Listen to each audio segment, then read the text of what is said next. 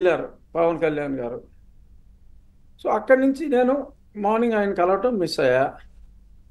వాళ్ళు అక్కడికి వెళ్ళారు, ఓన్లీ 20 minutes మీటింగు. అక్కడి నుంచి వాళ్ళు ఎయిర్పోర్ట్కి వెళ్ళిపోతారు అని అంటే నేను కర్టసీగా కలవటం కోసం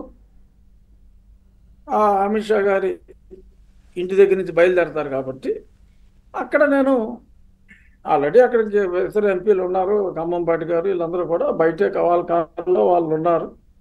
వాళ్ళు అక్కడ ఉన్నారంటే నేను కూడా మీడియాని అడ్రస్ చేసి అక్కడికి వెళ్ళి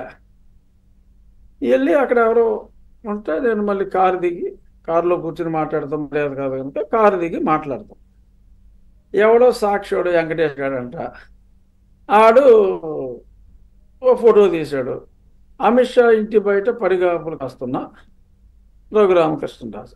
అరే నా కొడకల్లారా, అన్నం తింటున్నారా, పెంట తింటున్నారా? నేను ఒక 15 నిమిషాలు ఆలస్యంగా, వాళ్ళు 20 నిమిషాల్లో వచ్చేస్తారు.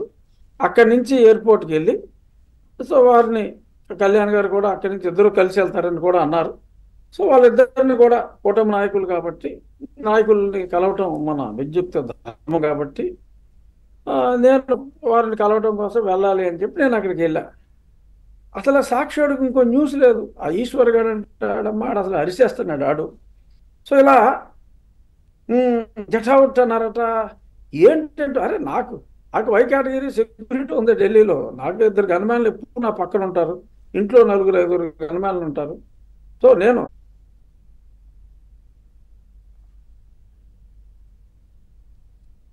ఇంటికి వెళ్ళటం కొత్త ఏం కాదు. నేను బయట ఉండి వాళ్ళ కాన్వాయ్తో పాటు వెళ్ళాలి అని చెప్పి నేను అనుకున్న అక్కడికి వెళ్తాను. అదొక వార్త. రఘురామకృష్ణరాజుని గెట్అవుట్ అన్నారు, రఘురామకృష్ణరాజుని బీజేపీ వాళ్ళు గెట్అవుట్ అన్నారు. అమిత్ షా ఇంటి దగ్గర సెక్యూరిటీ వాళ్ళు గేటు బయట నుంచో పెట్టేశారు. దిక్కుతోచగా ఫోన్లు చేసుకుంటున్నారు రఘురామకృష్ణరాజు.